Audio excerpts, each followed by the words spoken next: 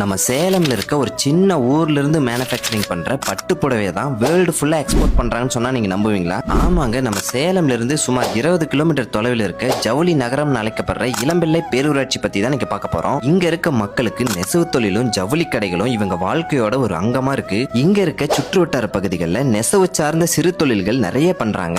இங்க கைத்தறி பட்டு சேரிகளும் பவர்லூம் பட்டு சேரிகளும் மேனுஃபேக்சரிங் பண்ணி அதிகமா சேல் பண்ணிட்டு இருக்காங்க. இங்க கைத்தறி நெசவு முறை பாத்தீங்கன்னா சுதந்திரத்துக்கு முன்னாடியில இருந்தே நடைமுறையில் இருந்துட்டு தான் இருக்கு. ஆனா 1970ஆம் ஆண்டுக்கு மேல வந்த பவர்லூம் நெசவு முறை இப்ப வரைக்கும் கைத்தறியை விட ரொம்ப அதிகமாவே காணப்படுது. பொதுவா நம்ம இளம்பிள்ளையில பட்டு சேரிங்களோட வியாபாரம் நார்மல் டேஸை விட முகூர்த்த நாள் போன்ற நல்ல நாட்கள்ல அதிக கூட்ட நெரிசல்களும் அதிக அளவு வியாபாரமும் காணப்படுது. அது மட்டும் இல்லாம இங்க மேனுஃபேக்சரிங் பண்ற பட்டு புடவைகளை சிங்கப்பூர், மலேசியா, ஸ்ரீலங்கா, துபாய், அமெரிக்கான்னு சொல்லிட்டு இந்த மாதிரி நிறைய கண்ட்ரிக்கு எக்ஸ்போர்ட்டும் பண்றாங்க. நம்ம இளம்பிள்ளை பேரூராட்சி பாத்தீங்கன்னா 15 வார்டுகளோட 52 தெருக்களோட 2.76 கிலோமீட்டர் ஸ்கொயருக்கும் அதிகமான பரப்பளவோடு இருக்க ஒரு நகர பஞ்சாயத்தா கட்டமைக்கப்பட்டிருக்கு. நீங்க நம்ம சேலம்ல உற்பத்தி விலையில பட்டு சாரீஸ் எடுக்கணும்னு நினைச்சிட்டு இருந்தீங்கன்னா டெக்ஸ்டைல் சிட்டியான நம்ம இளம்பிள்ளைக்கு மறக்காம விசிட் பண்ணி